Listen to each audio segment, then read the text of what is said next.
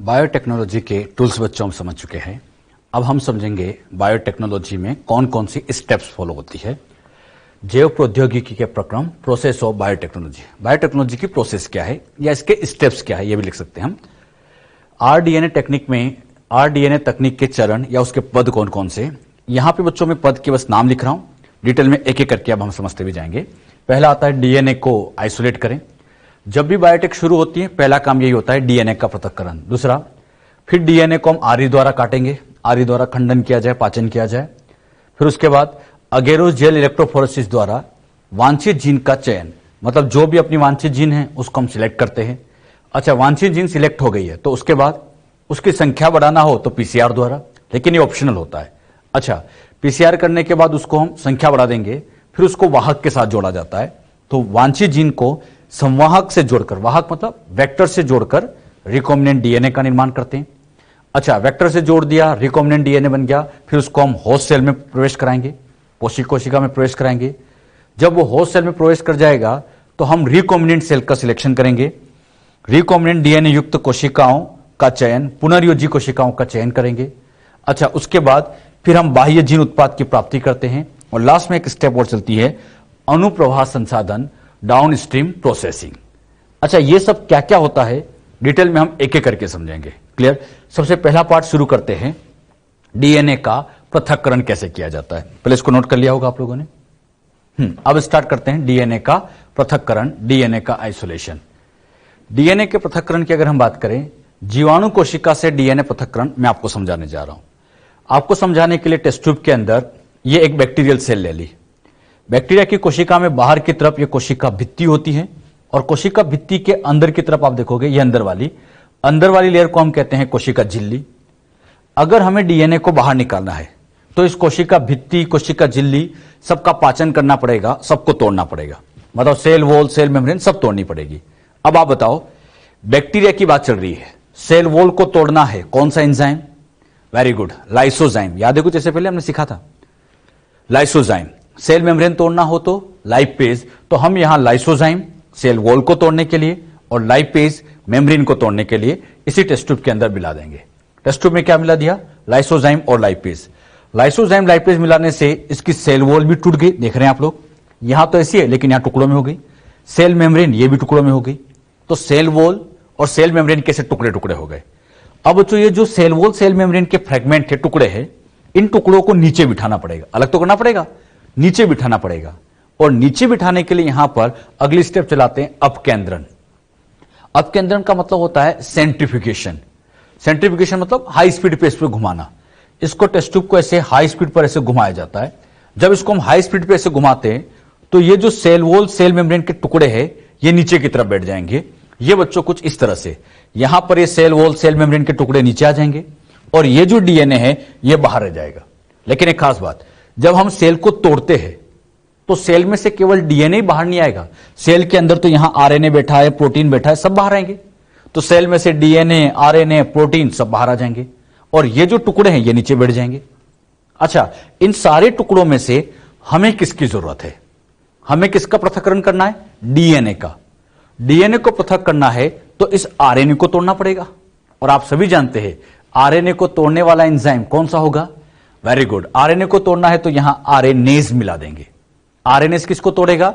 RNase मिला देंगे ताकि ये आरएनए को तोड़ देगा। अच्छा, प्रोटीन को भी तोड़ना है, जरूरत नहीं है उसकी, तो प्रोटीन को तोड़ना है तो प्रोटीएज डाल देंगे, तो प्रोटीएज प्रोटीन को तोड़ देगा, आरएनएज आरएनए को तोड़ देगा। अरे बात समझ में? तो अभी तक क्या किया, टेस्ट ट्यूब के अंदर लाइसोजाइम लाइपेज मिलाए, सेल वॉल सेल मेम्ब्रेन टूटी, सेंट्रीफ्यूज किया, टुकड़े नीचे बैठ गए। हमें डीएनए की जरूरत थी तो हमने आरएनएस प्रोटीएस मिला दिए। अच्छा, हमने डीएनएस क्यों नहीं मिलाया? डीएनएस क्यों नहीं मिलाया? क्योंकि अगर डीएनए ही मिला देते तो डीएनए ही टूट जाता, तो इसका यूज नहीं करना है। ध्यान रखना, डीएनए का यूज नहीं करना है क्योंकि तो डीएनए को ही तोड़ देगा। जो बात अभी इतनी समझाइए, इसको पहले नोट भी कर लो आप। हाँ, ये डायग्राम से समझ में ज्यादा अच्छे से आता है। एनसीईआरटी पढ़ते टाइम भी डायग्राम सामने रखो फिर पढ़ो, बहुत अच्छा समझ में आएगा। तो आप ये डायग्राम नोट कर लीजिए। किया इतना नोट? अच्छा, यहां पे बच्चों अभी हमने समझा था टेस्ट ट्यूब में आरएनएस प्रोटीएज मिलाए। ये टेस्ट ट्यूब में आरएनएस प्रोटीएज ने क्या किया, जैसे टेस्ट ट्यूब में आरएनएस प्रोटीएज मिलाएगा, आरएनएस ने आरएनए को तोड़ा, प्रोटीएज ने प्रोटीन को तोड़ा। बताओ, आरएनए टूट गया, प्रोटीन टूट गया, क्या बचा? डीएनए। अब यहां पर जो डीएनए बचा है, केवल डीएनए बचा होता, बाकी आरएनए प्रोटीन सब टूट चुके होते। टेस्ट ट्यूब के अंदर डीएनए होता तो है, लेकिन बच्चों वो आपको दिखाई नहीं देता, नजर नहीं आता। मतलब सेल में से डीएनए बाहर निकाल दे, टेस्ट ट्यूब में भर भी दे, आपको कुछ नजर ही नहीं आता है। इवन डीएनए के थ्रेड भी नजर नहीं आते। हम चाहते हैं कम से कम डीएनए के थ्रेड तो दिखे, तो इसीलिए अब हम क्या करते हैं, टेस्ट ट्यूब के अंदर चिल्ड इथेनॉल मिलाते हैं। चिल्ड इथेनॉल की खास बात यह होती है कि चिल्ड इथेनॉल डीएनए अवक्षेपण के लिए इंपॉर्टेंट होता है। अवक्षेपण मतलब प्रेसिपिटेशन के लिए। इसको बच्चों आप ऐसे समझिएगा, जैसे इस टेस्ट ट्यूब के अंदर यहां पर डीएनए है लेकिन आपको दिख नहीं रहा है। यहां बच्चों इस तरह से यहां पर टेस्ट ट्यूब के अंदर ऐसे डीएनए भरा हुआ है लेकिन दिखेगा नहीं। इसको देखने के लिए हमने यहां पर चिल्ड इथेनॉल के मॉलिक्यूल लगा दिए, और ये जो इथेनॉल के मॉलिक्यूल्स होते हैं ये इस डीएनए के साथ जुड़ते हैं और डीएनए का प्रेसिपिटेशन करा देते, अवक्षेपण करा देते। अवक्षेपण से होता यह है कि ये जो डीएनए है यहां बच्चों इस तरह से थ्रेड की फॉर्म में ऐसे दिखने लग जाता है, ऐसे थ्रेड्स की फॉर्म में आपको नजर आने लग जाता है। क्लियर? ये बच्चों कुछ एग्जैक्टली इस तरह से दिखता है, ये ऐसा ऐसा, ये अपने एनसीईआरटी के डायग्राम में ऐसे ऐसे डीएनए यहां पर दिखने लग जाते हैं। क्लियर? अब यहां पर क्या करते हैं, टेस्ट ट्यूब में से इन थ्रेड्स को बाहर निकालना होता है। तो इसको बाहर निकालने के लिए हम यहां ऐसा ब्रश डालते हैं, और उस ब्रश को डालने के बाद इसको ऐसे घुमाते, इस ब्रश को ऐसे घुमाएंगे तो ये जितने भी थ्रेड्स है ये इन डीएनए के ये थ्रेड्स डीएनए के इस ब्रश के चारों तरफ जुड़ेंगे और इसको ऐसे बाहर खींच लेंगे। टेस्ट ट्यूब में से ऐसे डीएनए के थ्रेड को बाहर निकालना, इस प्रक्रिया को स्पूलिंग कहा जाता है। आपके एनसीईआरटी में ऐसा कुछ डायग्राम बना रखा होगा, ऐसे ब्रश डाल के इसको ऐसे बाहर निकाल रहे हैं और ऐसे बाहर निकालने की प्रक्रिया को स्पूलिंग नाम दिया जाता है। इस तरह का एनसीईआरटी में डायग्राम बना रखा है। क्लियर? एग्जाम में यह क्वेश्चन आया था, डीएनए को प्रेसिपिटेट करने के लिए, डीएनए को प्रेसिपिटेट मतलब अवक्षेपण करने के लिए किसका उपयोग किया जाता है? याद रखना, chilled ethanol, very very important. तो चिल्ड इथेनॉल का रोल क्या है बच्चों? डीएनए को प्रेसिपिटेट करने में, और यहां से फाइनली ये डीएनए को बाहर निकाल देते हैं। तो हमने क्या सीखा? सेल वॉल टूटी, सेल मेम्ब्रेन टूटी, उनके टुकड़े नीचे बिठाए, डीएनए आरएनए प्रोटीन में से आरएनएज ने आरएनए को तोड़ा, प्रोटीएज ने प्रोटीन को तोड़ा, डीएनए आ तो गया लेकिन दिख नहीं रहा था, थ्रेड्स नजर नहीं आ रहे थे, तो चिल्ड इथेनॉल मिला दिए। उसने डीएनए का प्रेसिपिटेशन किया, बड़े आसानी से डीएनए को बाहर कर लिया। प्रक्रिया का नाम दे दिया गया स्पूलिंग। जो बात यहां पर अभी आपको समझाई है ये क्लियर हुई सबको अच्छे से?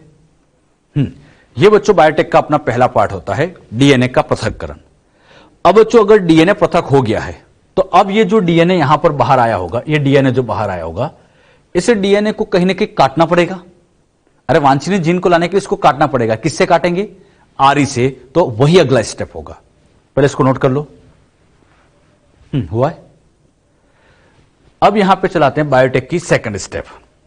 सेकंड स्टेप क्या आती है? रेस्ट्रिक्शन एंडोन्यूक्लियस द्वारा डीएनए का खंडन या डीएनए को काटना। यह बच्चों डीएनए था, आरी डालेंगे, आरी डालेंगे तो ये डीएनए कैसे टुकड़े टुकड़े हो जाएंगे। भाई जो डीएनए बाहर आ गया उसको हमने आरी से काटा तो इससे कई टुकड़े बन गए। अब इन टुकड़ों में से क्या सारे टुकड़े काम के? नहीं, सारे काम के नहीं है। इसमें से ये काम का मान लीजिए, तो जो वांछनीय जीन है, अब इन टुकड़ों में से इस वांछनीय जीन का चयन करना पड़ता है। चयन कैसे करते हैं इसका आइडिया मैं आपको दे चुका हूं। तो अगली स्टेप यही चलती है, अगेरोस जेल इलेक्ट्रोफोरेसिस द्वारा वांछनीय जीन का पृथक्करण या उसका चयन किया जाता है। अच्छा, अगेरोस जेल इलेक्ट्रोफोरेसिस के साथ साथ हम ऑटो रेडियोग्राफी और जीन सीक्वेंसिंग भी कर सकते हैं। यह भी मैंने आपको सिखाया था। कुछ इस तरह का एक डायग्राम मैंने बना के समझाया होगा। जो डीएनए है उसको उठा के इस जेल में डाल देते हैं। यहां पे बच्चों मार्कर डीएनए डाल देते हैं। मान लीजिए वांछनीय जीन की साइज, वांछनीय जीन की साइज 15 केबी की है। कितने केबी की है? 15। तो जो मार्कर डीएनए हमने यहां डाला है 15 केबी का है, तो उसके सामने वाली जो जीन होगी यही 15 केबी की होगी, और ये एक तरह से अपनी वांछनीय जीन है। अब इस वांछनीय जीन को लाने के लिए इस जेल को यहां से काटेंगे, इसको मेल्ट करेंगे, डीएनए बाहर आ जाएगा। प्रक्रिया का नाम इल्यूशन होगा, और ये जो जीन आ गई वांछनीय जीन आ गई। अच्छा, ये वांछनीय है या नहीं इसको और कंफर्म करना हो तो यस, इस पे प्रोब भी लगा सकते हैं, या इसका ऑटोमेटेड डीएनए सीक्वेंसर मशीन से इसकी सीक्वेंसिंग करके कंफर्म भी कर सकते हैं। क्लियर? तो ये सब बात कैसे की जाती है ये मैं आपको लास्ट लेक्चर में समझा भी चुका हूं। जो बात यहां पर अभी बताई क्लियर हुई सबको अच्छे से? तो ये तो बनाने की जरूरत नहीं, चाहे बस स्टेप का नाम लिख लीजिए आप लोग, तो कि वांछनीय जीन का हम जेल इलेक्ट्रोफोरेसिस से हम चयन कर लेते हैं। और जेल इलेक्ट्रोफोरेसिस की सारी बातें हम मॉलिक्यूलर चैप्टर में पढ़ भी चुके हैं, तो चाहे तो एक बार उसको फिर से रिवाइज कर लीजिएगा। थर्ड स्टेप के बाद अगली स्टेप चलाते हैं, फोर्थ, पीसीआर द्वारा वांछनीय जीन की संख्या में वृद्धि। जो डिजायर जीन आई है, मान लीजिए बहुत कम है, उसकी संख्या में वृद्धि करना है, तो संख्या में वृद्धि करने के लिए हम पीसीआर चलाते हैं। पीसीआर का full form polymerase chain reaction. Polymerase chain reaction द्वारा इन विट्रो संश्लेषण करके हम वांछनीय जीन की कई प्रतिलिपियां, कई संख्या बनाते हैं, लेकिन यह सब सेल के बाहर होता है। पीसीआर सेल के बाहर काम करता है और उसमें 3 स्टेप काम में लेते हैं, कुछ इस तरह से। ऐसे बच्चों हम लोग एक मशीन काम में लेते हैं, पीसीआर मशीन। ये मैं आपको पहले समझा भी चुका हूं, मॉलिक्यूलर चैप्टर में सब बता चुका हूं उसके बारे में। वांछनीय जीन को डालेंगे, इस ट्यूब का नाम एपेंड्रोफ ट्यूब। इसको बंद करेंगे, आवश्यक चीजें सब डाल देंगे इसमें, यहां से प्रोग्राम सेट करेंगे। और जब यहां प्रोग्राम सेट करेंगे, 3 स्टेप, 3 स्टेप के नाम बोलो सभी। डीनेचुरेशन, एनिलिंग, एक्सटेंशन, कुछ इस तरह से। विकृतीकरण, डीनेचुरेशन 94 डिग्री पर, दोनों स्टैंड अलग अलग हो गई। प्राइमर का जुड़ना, एनिलिंग 54 डिग्री पे होता है। एक्सटेंशन, लंबी चेन का बनना, यह 72 डिग्री पे होता है। तो 3 स्टेप हो गई, डीनेचुरेशन, एनिलिंग और एक्सटेंशन। और इस तरह से पीसीआर के स्टेप्स को फॉलो किया जाता है। कौन सा एंजाइम काम में लेते हैं पीसीआर में? हाँ, very good, Taq DNA polymerase.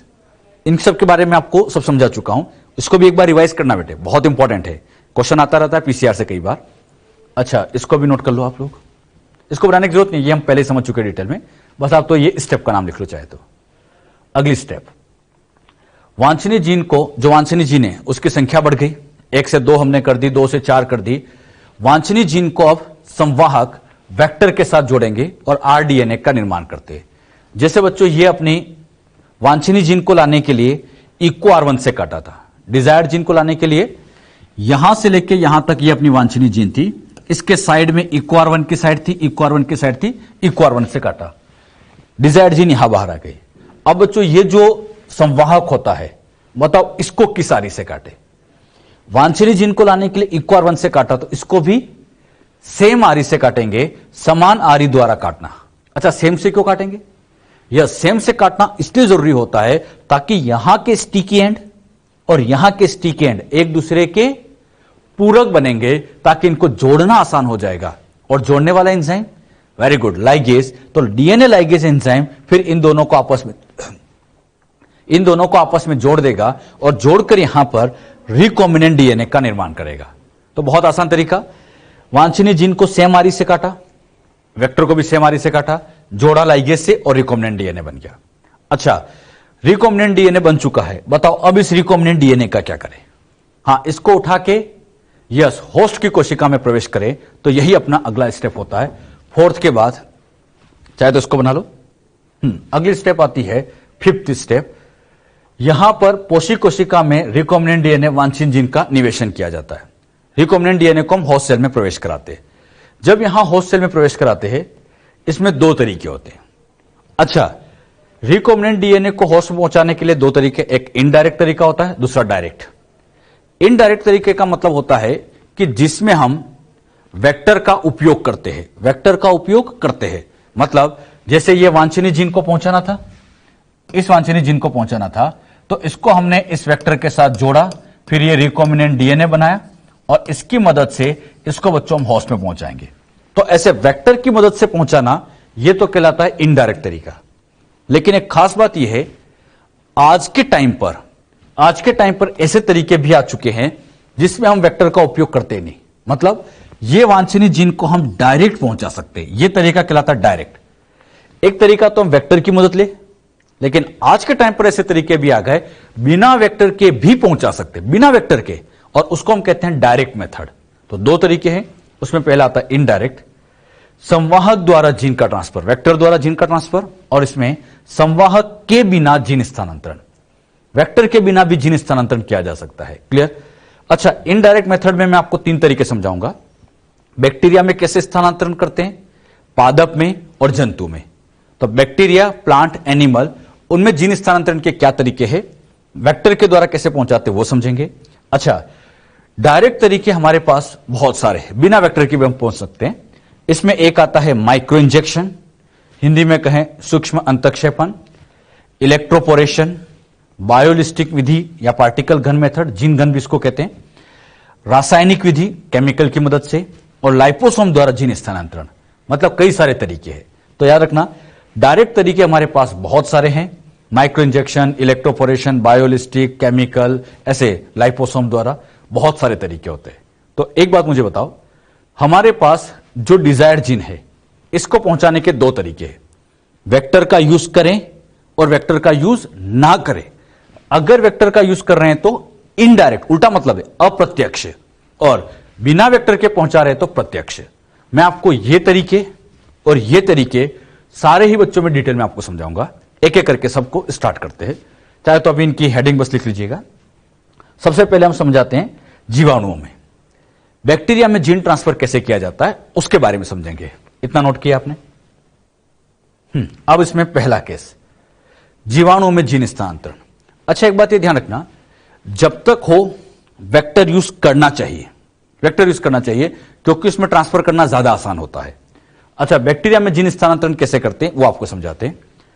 ये बच्चों टेस्ट ट्यूब के अंदर सबसे पहले बैक्टीरिया की सेल को ले लेते हैं, मतलब टेस्ट ट्यूब, उसमें बैक्टीरिया की सेल को हमने डाल दिया, जैसे ई कोलाई को डाल दिया। इस सेल के अंदर एक कोशिका भित्ति होती है, सेल वॉल, अंदर की तरफ सेल मेम्ब्रेन, और ये बच्चों यहां पर रिकॉम्बिनेंट डीएनए। अच्छा, डीएनए छोटा अणु होता है या बड़ा? मॉलिक्यूलर की स्टार्टिंग में मैंने आपको बताया था कि डीएनए एक वृहद अणु होता है, बड़ा अणु होता है, और साथ ही साथ ये हाइड्रोफिलिक होते हैं, जलरागी नेचर के होते हैं। तो आरडीएनए या डीएनए की हम बात करें, ये जलरागी होता है और साथ ही साथ ये एक वृहद अणु है। जलरागी का मतलब हाइड्रोफिलिक, जलरागी का एग्जैक्ट मतलब इंग्लिश में अगर हम लिखें हाइड्रोफिलिक, पानी के प्रति आकर्षण दर्शाने वाला हाइड्रोफिलिक होता है। साथ ही साथ ये वृहद अणु, वृहद मतलब बड़ी साइज का होता है, देख भी रहे हैं काफी बड़ी साइज का होता है। अब बच्चों, जब हम इसको यहां पहुंचाना चाहते हैं तो हमें सेल में पहुंचाते टाइम दो बाउंड्री क्रॉस करनी है। पहली बाउंड्री तो होती है सेल वॉल और दूसरी बाउंड्री होती है सेल मेम्ब्रेन, मतलब इस सेल वॉल और इस सेल मेम्ब्रेन को क्रॉस करके अंदर ले जाना है। अच्छा, सेल वॉल से पहुंचाना तो फिर भी आसान होता है, पोर उसमें बंद भी जाते हैं। मेम्ब्रेन बड़ी दिक्कत करती है। मेम्ब्रेन में दिक्कत यह आती है कि मेम्ब्रेन से हाइड्रोफोबिक मॉलिक्यूल तो पहुंच जाते हैं, हाइड्रोफिलिक इतनी आसानी से नहीं पहुंचते, और डीएनए हाइड्रोफिलिक है तो ये मेम्ब्रेन इसको जान नहीं देती। तो इसीलिए अब क्या किया जाता है, इसको अंदर पहुंचाने के लिए यहां पर ऐसे पोर्स बनाने पड़ेंगे, छिद्र बनाने पड़ेंगे, और वो छिद्र थोड़े बड़े बनाएंगे ताकि डीएनए अंदर पहुंच जाए। क्लियर? छिद्र बनाने से पहले खास बात यह की जाती है, इस टेस्ट ट्यूब के अंदर कैल्शियम जैसे बाइवेलेंट धनायन को मिलाते हैं। द्विसंयोजन, इंग्लिश में कहूं तो बाइवेलेंट, बाइवेलेंट धनायन को मिलाया जाता है। बाइवेलेंट मतलब जिस पर ट्रू चार्ज है, तो कैल्शियम +2 जैसे धनायन को मिलाया गया, टेस्ट ट्यूब के अंदर कैल्शियम डाल दिया गया, यहां पर ऐसे कैल्शियम को डाल दिया गया। इससे क्या फायदा?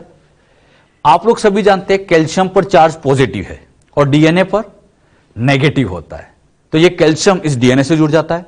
और एक और खास बात ये होती है, ये जो कैल्शियम है इस सेल वॉल के साथ, कोशिका भित्ति के साथ बाइंडिंग एफिनिटी बहुत ज्यादा रखता है, सेल वॉल के साथ भी आसानी से जुड़ जाता है। ऐसे समझो, ये बच्चों टेस्ट ट्यूब थी, ये यहां पर डीएनए, अब यहां पर एक कैल्शियम क्या करता है, एक तरफ तो ये यहां पर सेल डीएनए से जुड़ जाता है और एक तरफ सेल वॉल से जुड़ जाता है।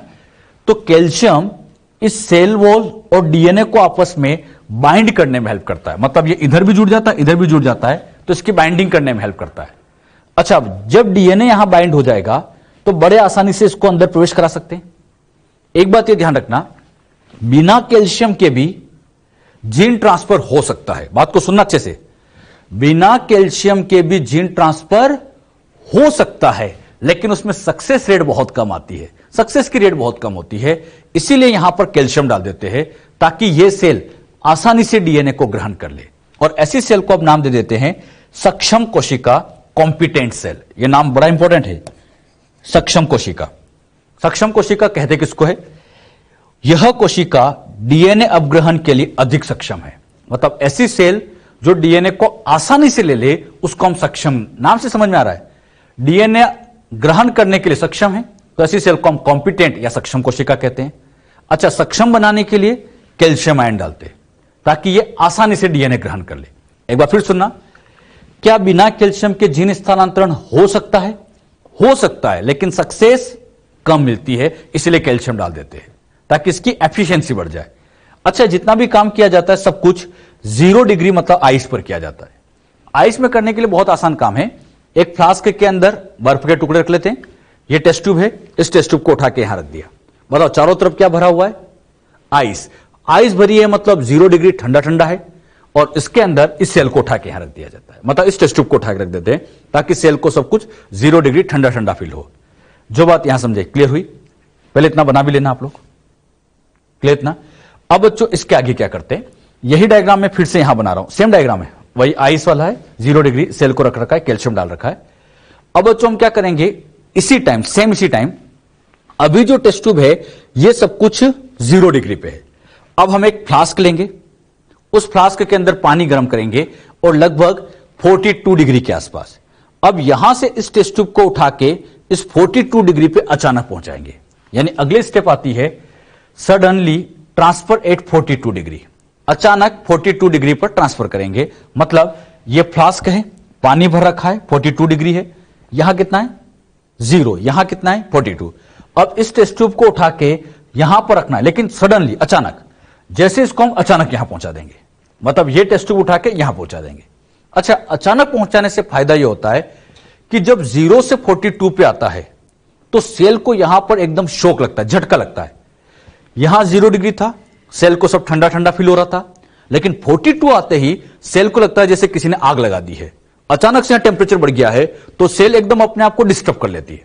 जैसे होता है ना, किसी को अचानक चाटा पड़ता है तो अपने आप में एक हल्का सा डिस्टर्बेंस फील करता है। सेम वही बात है कि 0 से इसको 42 पे पहुंचा, अचानक इसको पहुंचाया तो सेल यहां डिस्टर्ब होती है, और उसी डिस्टर्बेंस की वजह से यहां पर एक छिद्र बन जाता है। अरे बात समझे, मतलब सेल को हमने एक शॉक लगाया, एक झटका दिया ताकि यहां पर एक छेद बन जाए, और छिद्र बनने से फायदा यह होता है कि यह डीएनए उठकर बड़ी आसानी से इस सेल के अंदर प्रवेश करेगा। अरे बात समझ में, और अचानक ही पहुंचाना है, यह नहीं रखना कि पहले 0 डिग्री से 10 डिग्री पहुंचा है फिर 15 पहुंचा है। अगर ऐसे पहुंचाएंगे तो सेल अपने आप को एडजस्ट कर लेगी, इसलिए सडनली 42 डिग्री पर रखते। अच्छा, 42 डिग्री पर रखेंगे फॉर 2 मिनट्स। कितने मिनट के लिए बच्चों? 2 मिनट। मतलब इसको 42 डिग्री पर रखा हुआ है, घड़ी में देखते जाएंगे कितने मिनट के लिए? 2। जैसे बच्चों 2 मिनट होगा फिर सडनली ट्रांसफर एट 0 डिग्री, फिर से हम इसको 0 डिग्री पर यहां पहुंचा देंगे, मतलब वही आई से फिर इसको उठा के यहां 0 डिग्री पर रख दिया। अच्छा, आप देखो ये डीएनए यहां पर अंदर की तरफ प्रवेश कर गया। अब बात आती है फिर 0 पे क्यों रखते हैं?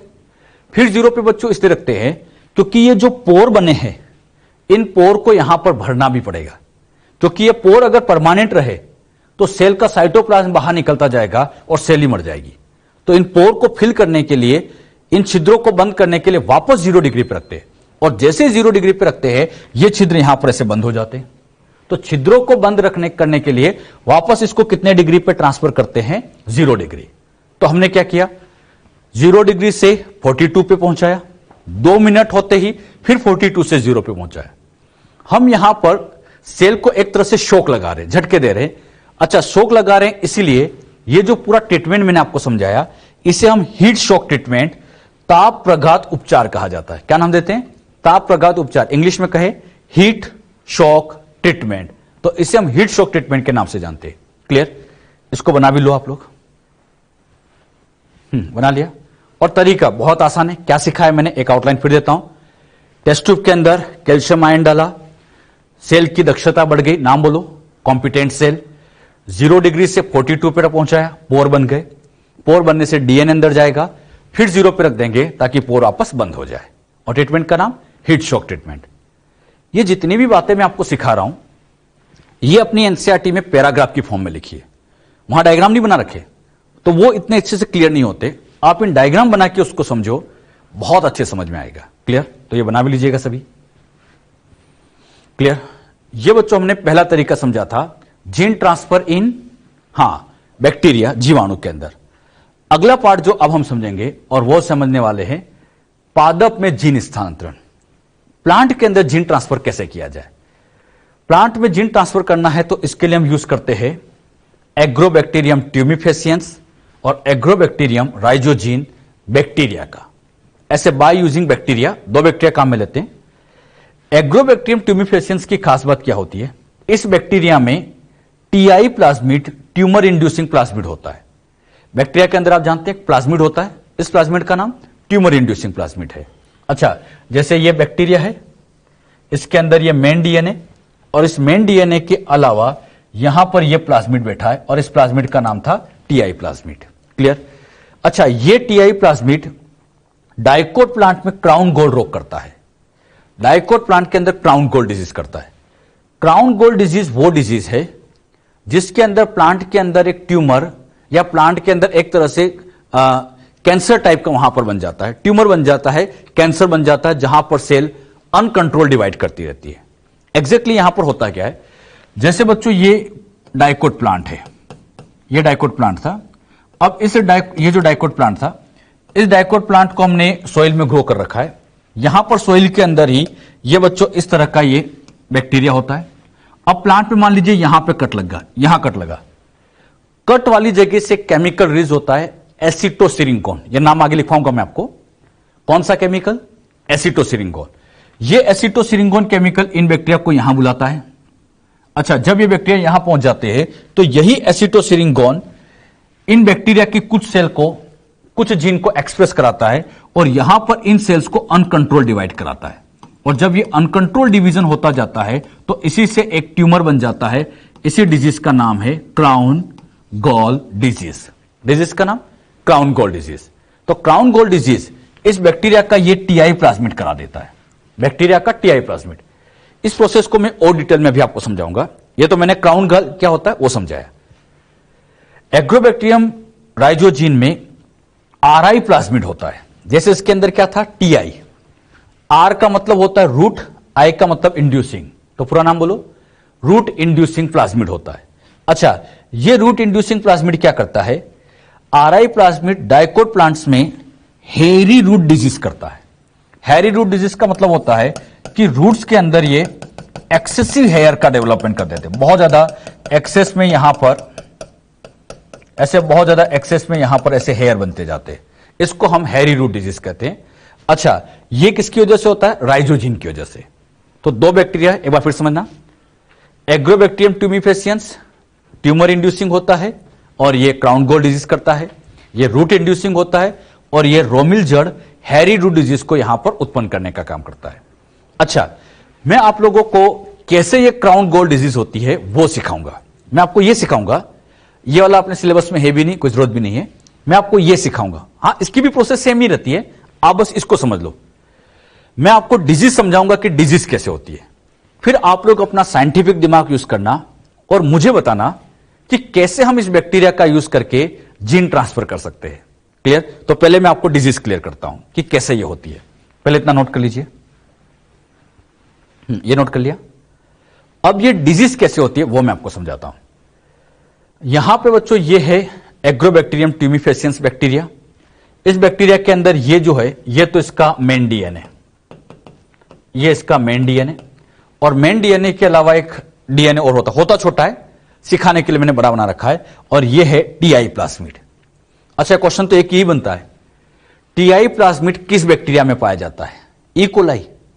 अरे ई कोलाई नहीं, टीआई प्लाज्मिड एग्रोबैक्टीरियम ट्यूमिफेसियंस में पाया जाता है। यही क्वेश्चन आ जाता है। अब इस टीआई प्लाज्मिड की खास बात यह होती है कि इसमें एक टी डीएनए होता है। टी का मतलब होता है ट्रांसफर। ट्रांसफर इसलिए कहा जाता है क्योंकि यही टी डीएनए प्लांट में ट्रांसफर होता है।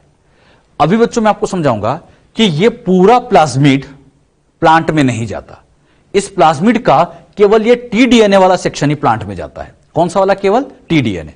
इसके अंदर बच्चों एक स्पेशल जीन होती है, वीड जीन। इसी तरह से यहां पर एक साइट ओआरआई साइट होती है। ओआरआई साइट का काम होता है पूरे डीएनए का रेप्लिकेशन करना, आप लोग सभी जानते हैं। लेकिन ये जो वीड जीन है, इस वीड जीन के भी कई भाग होते हैं, इसमें भी कई सेक्शन होते हैं। वीड जीन A, B, C, D, S है।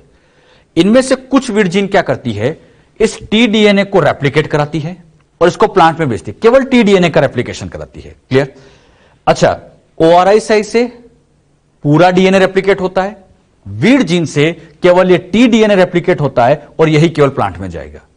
इस टी डीएनए की खास बात है, ध्यान से देखना सभी, इसके अंदर यहां पर इस जगह पर एक स्पेशल जीन लगी है जिसका नाम है टीआई जीन। टीआई का full form tumour inducing gene. यही ट्यूमर इंड्यूसिंग जीन होती है जो प्लांट में एग्जैक्टली ट्यूमर कराती है। अब होता क्या है, मान लीजिए बच्चों ये यहां पर द्विपत्री पादप कोशिका डाइकोट प्लांट है। समझाने के लिए मैंने इस प्लांट को यहां बना दिया। यह बच्चों डाइकोट प्लांट है। अब इस प्लांट में कहीं पे कट लग गया, तो जहां कट लगता है वहां से केमिकल रिलीज होता है। कौन सा? एसिटोसिरिंगोन। यही एसिटोसिरिंगोन क्या करता है? इन बैक्टीरिया को अट्रैक्ट करता है और साथ ही साथ इस वीड जीन का एक्सप्रेशन कराता है। मतलब वीड जीन से आरएनए प्रोटीन बनाने को प्रमोट करता है। अब ये वीड जीन क्या करती है यहां पर? अच्छा, ये तो प्लांट का डीएनए। वीड जीन यहां पर क्या करती है? इस पूरे के पूरे टीडीएनए को रेप्लिकेट करती है। बात को समझना, यहां से लेके और ये इतना पार्ट, ये इतना पार्ट, ये रेप्लिकेट कराती है। यहां से लेके और यहां तक का पार्ट रेप्लिकेट कराती है। क्लियर? और जैसे ही रेप्लिकेट हुआ, टीआई जीन भी इसके अंदर साथ साथ जाएगी, क्योंकि उसी का भाग है। अब बच्चों यही वीड जीन क्या करती है? बैक्टीरिया और प्लांट इन दोनों के बीच में एक ऐसी ट्यूब का निर्माण कर देती है। यह सब वीड जीन की वजह से होता है। वीर का मतलब होता है वायरुलेंट, मतलब रोगकारी। यही जीन एग्जैक्टली रोग करने में मदद कर रही है। टीडीएनए को रेप्लिकेट किया, यहां पर ट्यूब बनाई, और इसी से बच्चों यहां पर यह टीडीएनए प्लांट के अंदर ट्रांसफर हो जाता है। यह प्लांट के अंदर ऐसे ट्रांसफर हो जाता है। अच्छा, इसको ट्रांसफर करा कौन रहा है? Weed gene. सारा काम मैंने कहा ना वीड जीन का है। क्या सीखा है, कुछ समझ में आया? घाव वाली जगह से केमिकल रिलीज हुआ, वीड जीन को एक्सप्रेस कराया, टीडीएनए को रेप्लिकेट किया, उसकी एक कॉपी प्लांट में भेजी। अच्छा, जब यह प्लांट में जाता है, अब यह प्लांट में जाते ही नहीं, ये जो प्लांट का आपको डीएनए दिख रहा है, प्लांट सेल का डीएनए, इस प्लांट सेल के डीएनए में जाके ये इंटीग्रेट होता है। इंटीग्रेट मतलब जुड़ जाता है। यह टीडीएनए पादप कोशिका के डीएनए से जुड़ जाता है।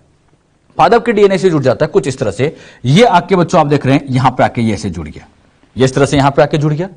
अच्छा, ये प्लांट के मेन डीएनए में जुड़ जाता है। ये मेन डीएनए था, उसमें जुड़ गया।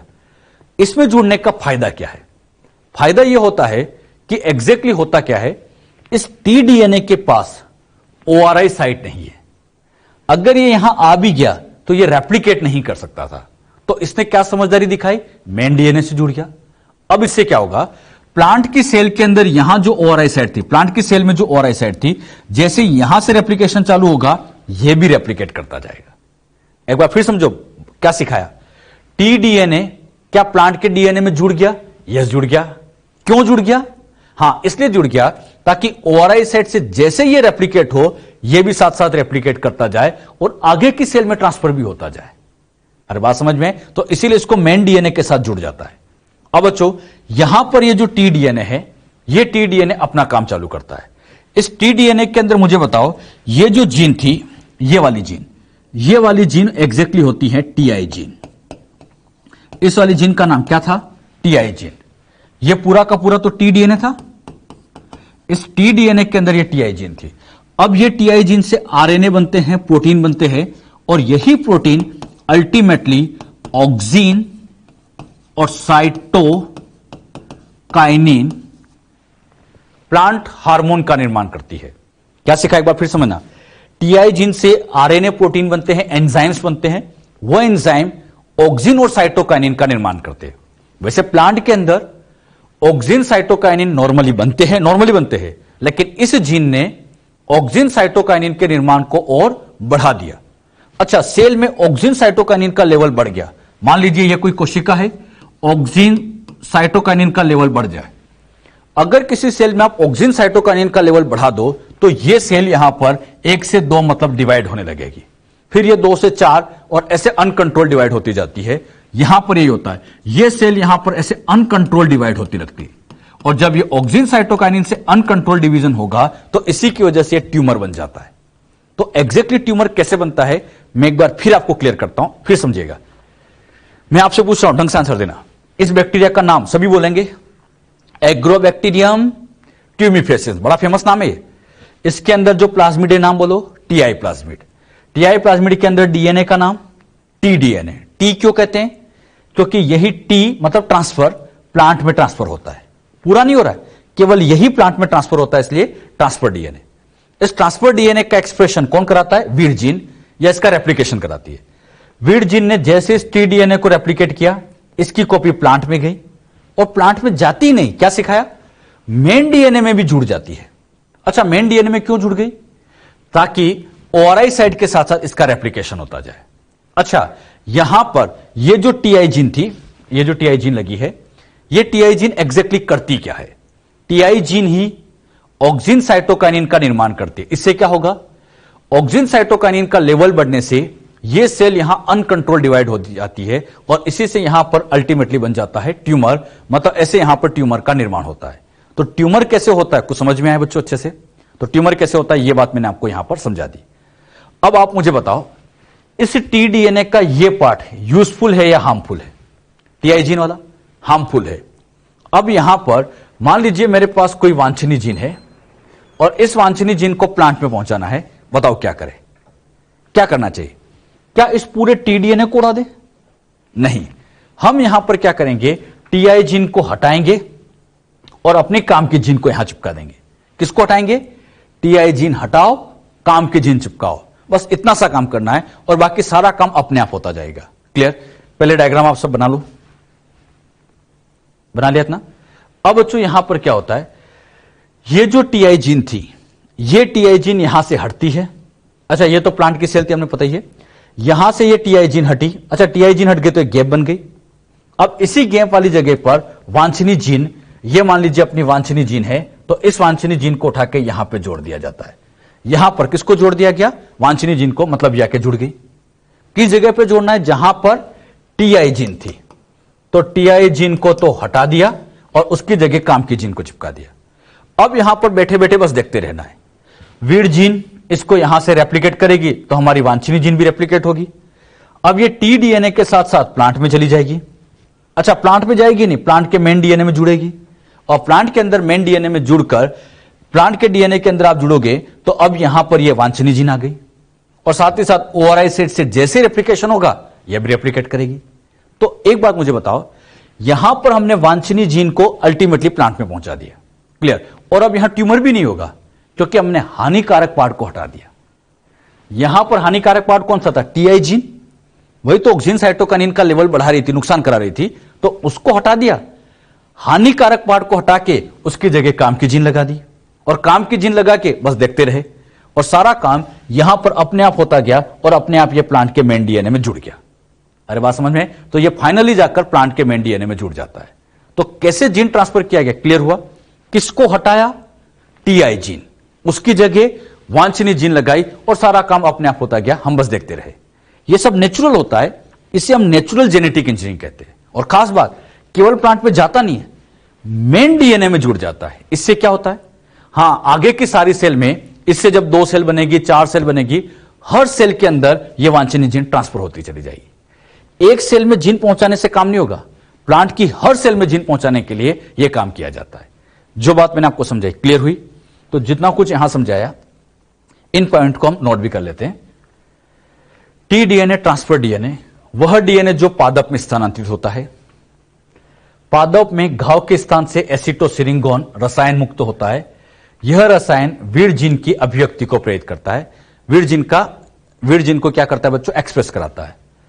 वीर जीन का उत्पाद, मतलब वीर जीन से जो प्रोटीन बनते हैं, टी डीएनए को प्रतिकृत करते हैं और प्लांट में स्थानांतरित करते हैं। मतलब टी डीएनए का रेप्लिकेशन भी करते हैं और प्लांट में स्थानांतरण भी करते हैं। टी डीएनए की टीआई जीन में किसके निर्माण की जीन होती है? ऑक्सिन तथा साइटोकाइनिन संश्लेषण की जीन होती है। यह नीट में आ चुका है क्वेश्चन। टी डीएनए में किसकी जीन है? ऑक्सिन साइटोकाइनिन की निर्माण। अच्छा, यह भी आ चुका है। प्लांट में पूरा प्लाज्मिड जाता है? नहीं, प्लांट में केवल टी डीएनए ट्रांसफर होता है। क्लियर? अगला आता है, प्लाज्मिड में से हानिकारक टीआई जीन हटा देते हैं। हानिकारक टीआई जीन, ये बच्चों यहां का जो बीच का टीआई जीन वाला पार्ट था, इस टीआई जीन को क्या कर देंगे? हटा देंगे और टीआई जीन की जगह वांछनीय जीन को जोड़ देते हैं। अच्छा, टीआई जीन हटा देते हैं। अब इस प्लाज्मिड को अहानिकारक टीआई प्लाज्मिड, इंग्लिश में बड़ा अच्छा नाम बोलते हैं, डिसआर्म्ड टीआई प्लाज्मिड कहते हैं। डिसआर्म्ड का मतलब हार्मफुल पार्ट को हटा देना, उसको हम डिसआर्म्ड या उसको हम अहानिकारक बना देते हैं।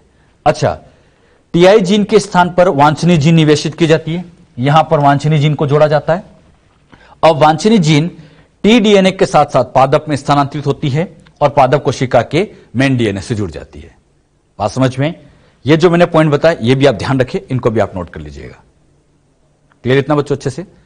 अच्छा, ये हमने प्लांट में जीन ट्रांसफर कैसे करते हैं ये हमने सीखा। और ये ध्यान रखना, प्लांट में जीन ट्रांसफर ये डाइकोट प्लांट के लिए था। डाइकोट प्लांट में एसिटोसिरिंगोन ही रिलीज होता है। मतलब जहां घाव लगता है वहां एसिटोसिरिंगोन केवल डाइकोट में रिलीज होता है, मोनोकोट में नहीं होता। तो इसलिए मोनोकोट के लिए उपयुक्त नहीं है, डाइकोट के लिए ही यह बैक्टीरिया काम में आता है। मोनोकोट में और तरीके हैं, आगे मैं वो भी बता दूंगा आपको। यह डाइकोट के लिए था। अच्छा, यहां पर जितनी बातें समझाई, अब इसका एक प्रैक्टिकल अप्रोच समझते हैं। मान लीजिए बच्चों, हमें जीन पहुंचाना है। समझाने के लिए ये एक प्लांट है, ये एक प्लांट है। अब आप बताओ बच्चों, ये हमें डिजायर्ड जीन पहुंचानी है। अब आप सोच समझ के बताना, ये डिजायर्ड जीन हम प्लांट में कहां पहुंचाए? प्लांट के तन में पहुंचाए, उसके जड़ में पहुंचाए, कहां पहुंचाए ताकि इस पूरे प्लांट की हर सेल में हमारी काम की जीन चली जाए? बताओ, ये वांछनीय जीन कहां पहुंचाएंगे? एक बात ये ध्यान रखना बच्चों, अगर इस प्लांट के अंदर हम जीन पहुंचा दे कोई फायदा नहीं है। मतलब एनवायरमेंट में कोई प्लांट खड़ा है, हम उसमें जीन डाल के आ जाए, कोई काम नहीं करेगी।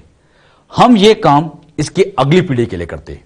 एग्जैक्टली हम क्या करेंगे, यहां पर इस प्लांट के अंदर जो एंथर है या इसके अंदर जो ओव्यूल होता है, एंथर या जो ओव्यूल वाला पार्ट होता है, इनके अंदर अपनी काम के जीन को पहुंचाएंगे। काम के जीन कहां पहुंचाएंगे? एंथर या ओव्यूल के अंदर।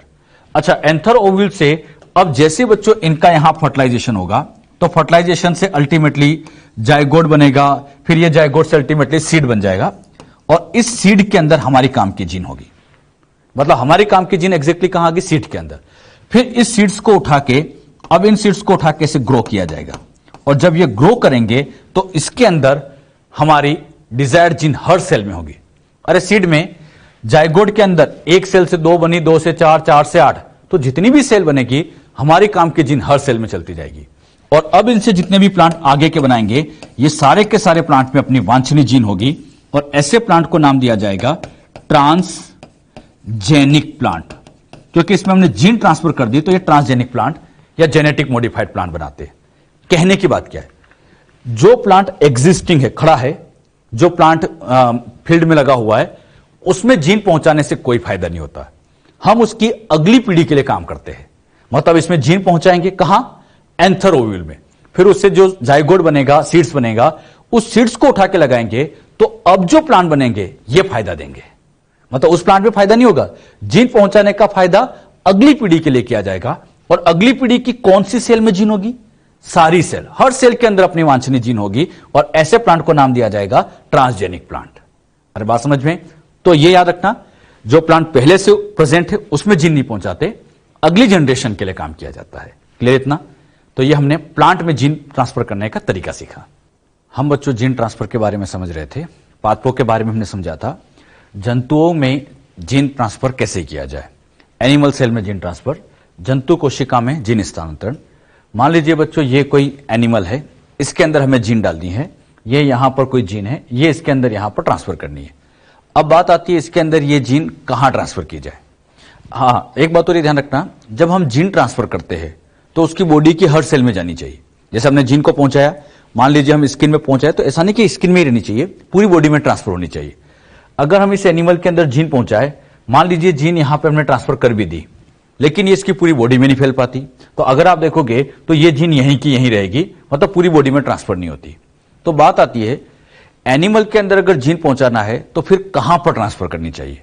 तो इसके लिए बच्चों हम क्या करेंगे, सबसे पहले यहां पर जीन ट्रांसफर करने के लिए यहां से एम्ब्रियोनिक स्टेज की सेल लेंगे, मतलब इन विट्रो फर्टिलाइजेशन कर सकते हैं, और उसके बाद भ्रूणीय अवस्था की हम कुछ सेल्स लेंगे। अच्छा, सेल्स के नंबर बहुत कम है। अब इसके अंदर हम क्या करेंगे, यहां पर इस जीन को यहां न पहुंचा के यहां ट्रांसफर करेंगे। किसमें? एम्ब्रियोनिक स्टेज में। तो एम्ब्रियोनिक स्टेज के अंदर जीन ट्रांसफर की जाएगी। एनिमल में जीन पहुंचाना है तो वेक्टर का नाम रिट्रोवायरस। तो रिट्रोवायरस की मदद से इन भ्रूणीय अवस्था की सेल में जीन पहुंचाएंगे, और यहां पर जीन ट्रांसफर करेंगे तो इन सेल्स के अंदर जीन चली गई। अच्छा, ये जीन जैसे ये सेल डिवाइड होगी, बाकी की हर सेल में भी ट्रांसफर होती जाएगी। मतलब 1 से 2, 2 से 4, ऐसे हर सेल में ट्रांसफर होती जाएगी। अब ये एम्ब्रियोनिक स्टेज की सेल को उठा के ये ट्रांसफर कर दिया जाता है सर्वोगेट मदर के अंदर, मादा में प्रत्यारोपित कर दी जाएगी। मतलब ये भ्रूणीय अवस्था मादा में ट्रांसफर कर दी। अब मादा में ट्रांसफर करने के बाद जब यहां संततियां उत्पन्न होगी, तो इन संततियों के अंदर हर सेल के अंदर अपनी डिजायर जीन पहुंच जाएगी। अब मुझे बताओ, अगर एनिमल में डायरेक्ट जीन पहुंचाते, मतलब इसको उठा के यहां डायरेक्ट पहुंचाते, तब तो ये बॉडी में नहीं जा पा रही थी। तो क्या किया गया, एम्ब्रियोनिक स्टेज की सेल को लिया, जीन को पहुंचाया, रिट्रोवायरस की मदद से सर्वोगेट मदर में ट्रांसफर किया, और अब जो संततियां बनेगी, हर संतति के अंदर ये डिजायर जीन पहुंच चुकी होगी। तो यहां जीन ट्रांसफर कब किया गया? भ्रूणीय अवस्था में। मतलब कोई बच्चा पैदा हो गया और उसके बाद उसमें जीन ट्रांसफर की जाए, काम नहीं करेगी। मतलब यह सक्सेस तब मिलती है जब भ्रूणीय स्टेज में ही जीन पहुंचा दी जाए या जाइगोटिक स्टेज में पहुंचा दी जाए, ताकि इससे बॉडी की हर सेल के अंदर जीन पहुंच जाए। क्लियर? तो एनिमल में जीन ट्रांसफर कैसे की जाती है, यह तरीका। अच्छा, इसमें वेक्टर कौन सा काम में लेते हैं? तो रिट्रोवायरस। क्लियर? चाहे तो आप ये डायग्राम बना लीजिए। किया कंप्लीट। अच्छा, अब यहां पे बच्चों इसी पॉइंट को हम यहां नोट करते हैं। जंतुओं में जीन स्थानांतरण तभी पूर्ण रूप से सफल हो सकता है जब जीन को जाइगोटिक या अर्ली एम्ब्रियोनिक स्टेज के अंदर ट्रांसफर किया जाए। या तो जाइगोटिक अवस्था में डाल दो या अर्ली भ्रूणीय अवस्था में ट्रांसफर कर दिया जाए। इससे बॉडी की हर सेल में पहुंचेगी। क्लियर? एक खास बात और, मुख्य रूप से यहां दो मेथड होती है। एक तो होता है डायरेक्ट मेथड, जिसमें हम माइक्रो इंजेक्शन लगाते हैं, और दूसरा होता है इनडायरेक्ट वेक्टर का यूज करना, जिसमें हम डिसार्म्ड रिट्रोवायरस। अच्छा, डिसार्म्ड का मतलब हानिकारक पार्ट को हटा देंगे। रिट्रोवायरस जीन ट्रांसफर कैसे करता है? सेम बच्चों वो टीआई प्लाज्मिड जैसी कहानी है। टीआई प्लाज्मिड की हमने हानिकारक जीन को हटाया था, यहां पर भी इसकी हानिकारक जीन को हटा के वहां वांछनीय जीन को ट्रांसफर कर देंगे। हानिकारक पार्ट को हटाना, इसी को नाम दिया जाता है डिसार्म्ड। तो यहां हम डिसार्म्ड रिट्रोवायरस का उपयोग करते हैं। तो एनिमल में जीन पहुंचाने के लिए माइक्रो इंजेक्शन और रिट्रोवायरस सबसे मेन है। अच्छा, यहां पे बच्चों माइक्रो इंजेक्शन कैसे किया जाता होगा, इन बातों को और अच्छे से मैं आपको समझाऊंगा। अभी तक मैं जीन ट्रांसफर करते टाइम वेक्टर का यूज आपको समझा रहा था। क्लियर? जैसे यहां वेक्टर रिट्रोवायरस था, लेकिन बच्चों कुछ डायरेक्ट तरीके भी है, बिना वेक्टर के भी जीन पहुंचा सकते हैं। जैसे डायरेक्ट तरीका में आता है माइक्रो इंजेक्शन। ये कैसे काम करता है, इनके बारे में अब मैं आपको समझाऊंगा। तो जीन ट्रांसफर का अगला तरीका आता है डायरेक्ट मेथड। पहला तरीका कौन सा था? इनडायरेक्ट। अब दूसरा तरीका डायरेक्ट। डायरेक्ट मेथड में सबसे पहला आता है इसमें संवाहक रहित जीन ट्रांसफर। संवाहक रहित मतलब बिना संवाहक के, और इसमें सबसे फर्स्ट है माइक्रो इंजेक्शन। अच्छा, नाम से काफी कुछ समझ में आता है। माइक्रो इंजेक्शन, माइक्रो इंजेक्शन मतलब सेल को हम यहां पर इंजेक्शन लगाते। यह टेक्निक जंतु कोशिकाओं के लिए सबसे बेस्ट है, जंतुओं के लिए सबसे बेस्ट है। लेकिन बच्चों इससे पादप में भी उपयोग किया जा सकता है। एनिमल के लिए बेस्ट है, लेकिन प्लांट में भी इसको हम यूज कर सकते हैं। माइक्रो इंजेक्शन नाम से समझ में आ रहा है कि इसमें हम सेल को कहीं ना कहीं इंजेक्शन लगाने वाले हैं। जैसे बच्चों ये कोई सेल है, ये सेल है, इस सेल के अंदर ये जो यहां पे बना रखा है, ये तो साइटोप्लाज्म भरा है, और ये वाला पार्ट ये इसका न्यूक्लियस है। ये बच्चों इसका न्यूक्लियस केंद्रक है। अब बच्चों हम क्या करेंगे, यहां एक ऐसा इंजेक्शन लेंगे, इसके अंदर डिजायर्ड जीन को रख देंगे। अब यहां पर इस सेल को इंजेक्शन लगाएंगे, और इंजेक्शन भी इतने अच्छे तरीके से लगाएंगे कि ये डीएनए डायरेक्टली बच्चों इस न्यूक्लियस में जाए। मतलब यहां सेल को लेंगे और उसको एक इंजेक्शन लगाने वाले, और इंजेक्शन भी कैसे लगाना है, ये पार्ट डायरेक्ट कहां जाए, उसके न्यूक्लियस में। ये इंजेक्शन बहुत एक्सपर्ट आदमी लगा सकता है, क्योंकि एक छोटी सी सेल जो दिखती तक नहीं है, उसको इंजेक्शन लगाना बहुत बड़ा काम होता है। यह सारा काम माइक्रोस्कोप के अंदर किया जाता है। अच्छा, जब यहां पर इंजेक्शन लगाएंगे तो यह वाला डीएनए यहां पहुंचेगा। अच्छा, यहां बच्चों केवल जीन ट्रांसफर करने से काम नहीं होगा। अब ये जो जीन हमने माइक्रो इंजेक्शन से पहुंचाई है, ये बच्चों यहां पर इस मेन डीएनए के साथ जुड़नी भी चाहिए। मैं यहां पर बार बार ऐसा क्यों कहता हूं, मेन डीएनए से जुड़नी चाहिए। हां, मेन डीएनए से जुड़ना इसलिए जरूरी है ताकि इसकी जो ओआरआई साइट है उसका यूज करके रेप्लिकेट भी हो सके। और जैसे ही रेप्लिकेट होगा, इससे बच्चों जब यहां दूसरी सेल बनेगी तो उसके अंदर भी अपनी डिजायर्ड जीन आ जाएगी। बात समझ में? मतलब आगे की सारी सेल में ट्रांसफर हो तो इसके लिए यहां पर मेन डीएनए के साथ जुड़ना भी जरूरी है। मुझे एक यहां बात बताइए, यहां हमने कौन सा वेक्टर काम में लिया? अच्छे से बताना, वेक्टर कौन सा काम में लिया? कोई नहीं। तो बिना वेक्टर के भी हम जीन पहुंचा सकते हैं। डायरेक्टली हमने ट्रांसफर किया, इसलिए नाम लिया गया डायरेक्ट मेथड। क्वेश्चन आए, क्या बिना वेक्टर के जीन पहुंचाई जा सकती है? यस, पहुंचाई जा सकती है। आज के टाइम पर ये तरीके आ चुके हैं। हां, लेकिन एक बात ये ध्यान रखना, जब तक वेक्टर हो वेक्टर यूज करना चाहिए, क्योंकि वेक्टर की मदद से जीन ट्रांसफर करने में सफलता ज्यादा मिलती है। क्लियर? हां, बिना वेक्टर के भी जीन पहुंचा तो सकते हैं, लेकिन वो ज्यादा बढ़िया तरीके होते हैं। क्लियर? माइक्रो इंजेक्शन एनिमल के लिए तो बेस्ट है, एनिमल की सेल के लिए तो बहुत बढ़िया है। लेकिन प्लांट में क्या होता है?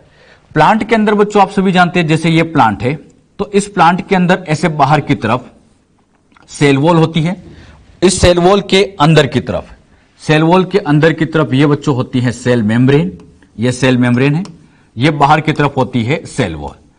अब यहां पर क्या करेंगे, इसको इंजेक्शन लगाते हैं।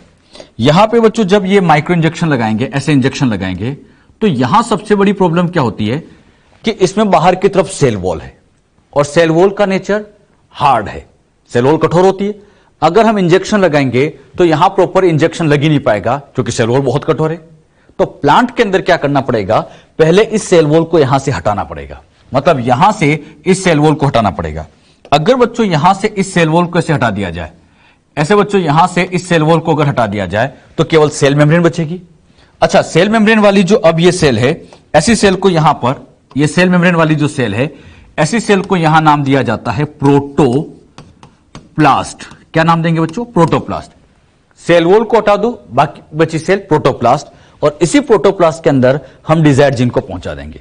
यानी प्लांट में अगर हमें डायरेक्ट पहुंचाना है तो पहले उसकी सेल वॉल को हटाना पड़ेगा और सेल वॉल को हटा के फिर हम माइक्रो इंजेक्शन लगा सकते हैं। क्वेश्चन आए, माइक्रो इंजेक्शन किसके लिए बेस्ट है, एनिमल के लिए। लेकिन ऐसे पूछे क्या यह प्लांट में यूज नहीं हो सकता, हो सकता है, लेकिन पहले हमें उसकी सेल वॉल हटानी पड़ेगी। सेल वॉल हटा दी तो बची सेल प्रोटोप्लास्ट, और उसके अंदर फिर हम इंजेक्शन लगाएंगे। बात समझ में। यहां पर पहले बच्चों ये दोनों लाइनें लिखो और ये डायग्राम बना भी लो कि माइक्रो इंजेक्शन कैसे किया जाता है। क्लियर। अच्छा, ये तो डायरेक्ट मेथड का पहला तरीका था। आगे के तरीके लेते हैं। Second, electroporation. इलेक्ट्रोपोरेशन का मतलब होता है इलेक्ट्रिक फील्ड की हेल्प से हम सेल के अंदर पोर्स बनाते हैं। ऐसे समझिएगा, यहां प्लाज्मा झिल्ली में अस्थायी छिद्र उत्पन्न करते हैं जिससे डीएनए को कोशिका के अंदर प्रवेश करा सके। आपको समझाने के लिए एक फ्लास्क ले लिया, इसके अंदर ये होस्ट सेल रख ली, और यहां पर अब क्या करेंगे, यहां बच्चों एक तरफ लगा देंगे पॉजिटिव इलेक्ट्रोड और एक तरफ लगा देंगे नेगेटिव इलेक्ट्रोड। मतलब पॉजिटिव नेगेटिव इलेक्ट्रोड लगा देंगे और यहां डिजायर्ड जीन को रख देंगे। क्लियर। अब यहां पर जैसे इसके ऊपर इलेक्ट्रिक फील्ड लगाएंगे, इलेक्ट्रिक फील्ड लगने से ये जो होस्ट की सेल है इसमें से पोर्स बन जाते हैं, और जब ये पोर बन गए, छिद्र बन गए, तो इन्हीं छिद्रों से होता हुआ डीएनए अंदर पहुंचेगा। मतलब इन छिद्रों से होता हुआ डीएनए अंदर पहुंच जाएगा। अब मुझे यहां बताओ, यहां पर हमने जीन को पहुंचाने के लिए सेल को एक इलेक्ट्रिक शॉक दिया, इलेक्ट्रिक शॉक देकर उसको उसमें पोर बनाया, इसलिए टेक्निक का नाम बन गया इलेक्ट्रोपोरेशन। इलेक्ट्रोपोरेशन टेक्निक की खास बात यह होती है कि इसमें जब जीन की नंबर डाली जाती है तो इसमें एक जैसी कई सारी जीन रखनी पड़ती है। ये एक सारी बहुत सारी जीन रखेंगे, इतनी सारी में से कुछ ना कुछ तो जाएगी, और केवल मेन यहां ट्रांसफर करने से काम नहीं चलेगा, मेन डीएनए के साथ जुड़ना भी जरूरी है। ये मैं बार बार क्यों बोल रहा हूं, मेन डीएनए से जुड़ना इसलिए जरूरी है ताकि ये रेप्लिकेट कर आगे की सेल में भी जा सके। तो इलेक्ट्रिक फील्ड अप्लाई करके हमने पोर बनाया, टेक्निक का नाम इलेक्ट्रोपोरेशन। क्लियर। अगला तरीका, पार्टिकल गन, बायोलिस्टिक या जीन गन। ये जो मेथड है ये भी वेरी इंपॉर्टेंट। एक तो वो जो माइक्रो इंजेक्शन समझाया था वो इंपॉर्टेंट है, और ये जीन गन, पार्टिकल गन, ये भी बहुत इंपॉर्टेंट है। नाम से भी समझ में आ रहा है, जीन गन। जीन गन मतलब जीन को हम गन की हेल्प से यहां पहुंचाने वाले हैं। गन मतलब हाई स्पीड के यहां पर बुलेट की फॉर्म में इसको ट्रांसफर करने वाले हैं। एग्जैक्टली यहां किया क्या जाता है, यह मेथड पादपों के लिए उपयोगी है। सबसे मेन बात किसके लिए बेस्ट है, प्लांट के लिए। इसमें डीएनए से आवृत स्वर्ण या टंगस्टन के सूक्ष्म कणों को उच्च वेग से पादप कोशिका पर बौछार की जाती है। हम यहां पर क्या करेंगे, डीएनए को लेंगे और हाई स्पीड से वहां पर ट्रांसफर करेंगे।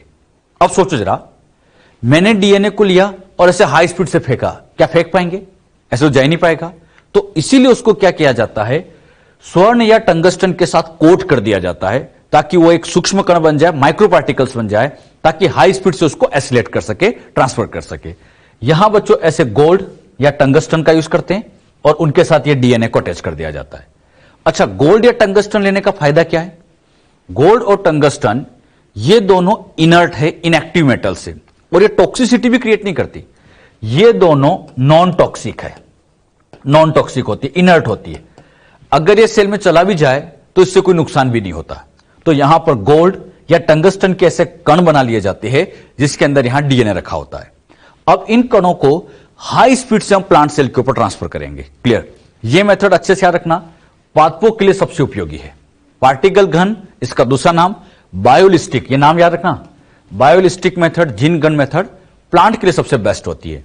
इसमें गोल्ड या टंगस्टन का यूज करते हैं। क्यों करते हैं इनका? क्योंकि ये नॉन टॉक्सिक होता है। यहां बच्चों हमने ये गोल्ड या टंगस्टन के पार्टिकल बना लिए। बनाने के बाद यहां एक ऐसी मशीन काम में ली जाती है। इस मशीन के अंदर इन गोल्ड या टंगस्टन के माइक्रो प्रोजेक्टाइल या इन कणों को यहां रख देते। ये जो गोल्ड टंगस्टन के कण थे यहां रख दिए, इसको माइक्रो प्रोजेक्टाइल कह देते। और यहां की तरफ ये टारगेट सेल रख देते। यहां बच्चों इस तरह से ये टारगेट सेल रखी हुई, यहां बच्चों इस तरह से ये टारगेट सेल रखी होती है। अब बच्चों यहां पर क्या करेंगे, इसको यहां से हाई स्पीड से ऐसे एसिलेट करेंगे। जब इसको हाई स्पीड से एसिलेट करेंगे तो ये गोल्ड या टंगस्टन के पार्टिकल हाई स्पीड से टारगेट सेल के ऊपर बम्बार्ड होते।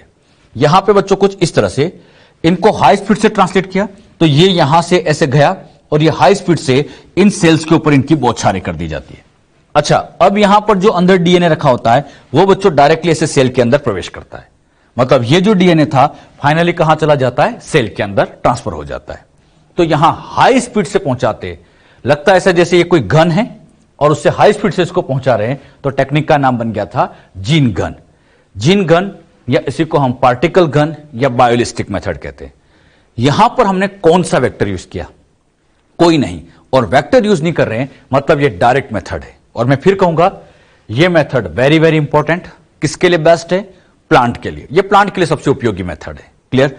तो ये भी चाहे तो आप इस तरह से डायग्राम बना के भी इसको समझ सकते हैं। सेल के ऊपर यहां पर क्या कर दी जाती है? बम्बार्डमेंट किया जाता है। क्लियर? अगला तरीका आता है, अच्छा डायरेक्ट मेथड में ही अगला तरीका, और वो आता है रसायन के माध्यम से जीन स्थानांतरण। रसायन मतलब केमिकल की मदद से।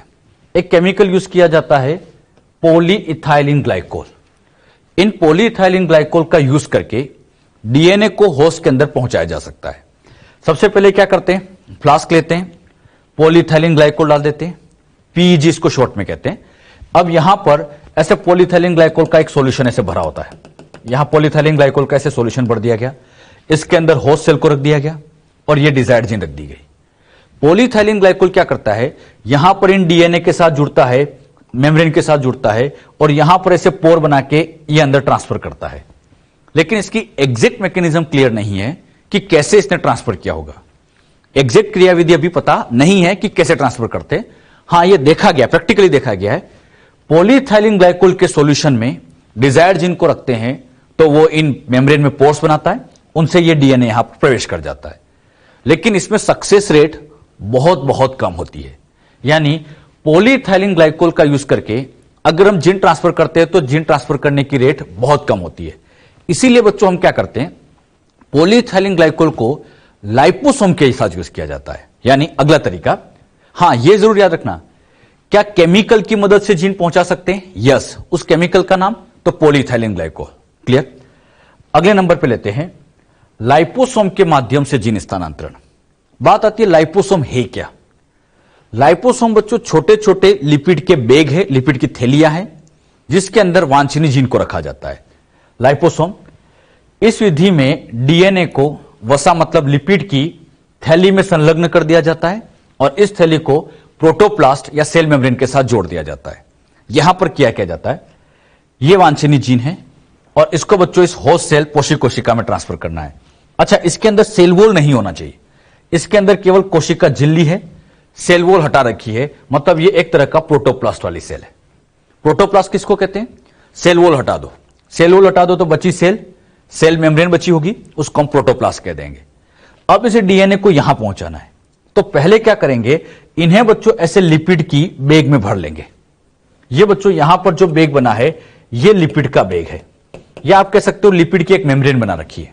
यहां बच्चों इस तरह से ये फॉस्फोलिपिड की ऐसी एक मेम्ब्रेन बना रखी होती है और उसके अंदर डिजायर्ड जीन को भर दिया गया और यही लिपिड का बैग क्या नाम दिया गया? लाइपोसोम। अब ये जो लाइपोसोम होता है, इस लाइपोसोम को पोषक कोशिका के साथ जोड़ा जाता है। अब बात को ध्यान समझना, आप सभी ने पढ़ा होगा सेल मेम्ब्रेन में जो लिपिड होते हैं वो क्वासी फ्लूइड नेचर प्रदर्शित करते हैं, अर्ध तरलता प्रदर्शित करते हैं। अर्ध तरलता का मतलब यह है कि इसके फॉस्फोलिपिड यहां से मूव करते करते इसमें चले जाते हैं, इसके फॉस्फोलिपिड यहां से मूव करते करते इसमें चले जाते हैं, दोनों के फॉस्फोलिपिड मिक्स होने लगते हैं और इसी मिक्सिंग की वजह से यहां पर पोर बन जाता है। मतलब दोनों के फॉस्फोलिपिड ऐसे लेटरल पार्श्विक गति करते हैं और इसी पार्श्विक गति से फॉस्फोलिपिड मिक्स हुए और इसी मिक्सिंग से यहां पोर बना और इस पोर से होता हुआ डीएनए अंदर प्रवेश करेगा। तो डीएनए को पहुंचाने के लिए हमने लिपिड का बेग यूज किया, इसका नाम लाइपोसोम। कौन सा वेक्टर काम में लिया? कोई नहीं। तो बिना वेक्टर के भी हम जीन पहुंचा रहे हैं, उसमें हम लाइपोसोम का भी यूज कर सकते हैं। आप चाहते हैं कि दोनों मेम्ब्रेन आसानी से फ्यूज हो, तो इन दोनों को यहां फ्यूज करने के लिए पीईजी केमिकल का यूज कर लेते हैं, पॉलीइथाइलिन ग्लाइकोल। मतलब दो मेम्ब्रेन कभी आपको चिपकाना हो तो सबसे बेस्ट है पॉलीइथाइलिन ग्लाइकोल लगा दो। पॉलीइथाइलिन ग्लाइकोल इन दोनों को आपस में से जोड़ने का काम करेगा ताकि यहां से डीएनए अच्छे से पहुंच जाए। आगे मैं कभी आपसे पूछूं दो मेम्ब्रेन चिपकानी है, जोड़नी है, कौन सा केमिकल? Polyethylene glycol. अब मुझे बताओ, डायरेक्ट मेथड में मैंने आपको 5 तरीके बताए, micro injection, electroporation, gene gun, chemical रसायन के द्वारा और लाइपोसोम के द्वारा। इन 5 में से आपके एनसीईआरटी में 2 नाम लिखे, वो 2 तो बहुत अच्छे से याद कर लेना। कौन कौन सा? एक तो जीन गन वाला और एक माइक्रो इंजेक्शन वाला। जीन गन फिर से सुन लेना, एनिमल के लिए बेस्ट है लेकिन प्लांट के लिए यूज कर सकते हैं, और जीन गन प्लांट के लिए सबसे बेस्ट होता है। बात समझ में? तो ये जितने भी मैंने डायरेक्ट तरीके आपको बताए ये सब आने चाहिए। अब क्वेश्चन ऐसे घुमा के पूछेंगे, हो क्वेश्चन कैसे आता है, ऐसे पूछेंगे हो, प्लांट में जीन ट्रांसफर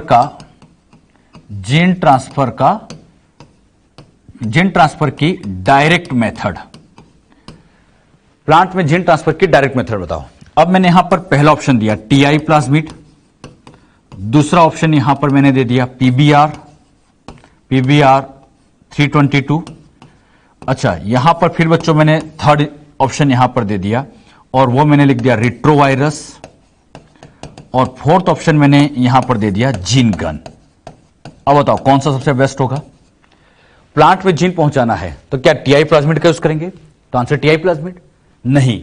क्वेश्चन में क्या पूछा है? डायरेक्ट। ये डायरेक्ट दिखना चाहिए। डायरेक्ट मतलब वेक्टर तो यूज करना ही नहीं है, ये तो वेक्टर हो गए बच्चों। तो डायरेक्ट तरीका कौन सा हो जाएगा? Gene gun. तो हम आंसर दे सकते हैं इसका जीन गन।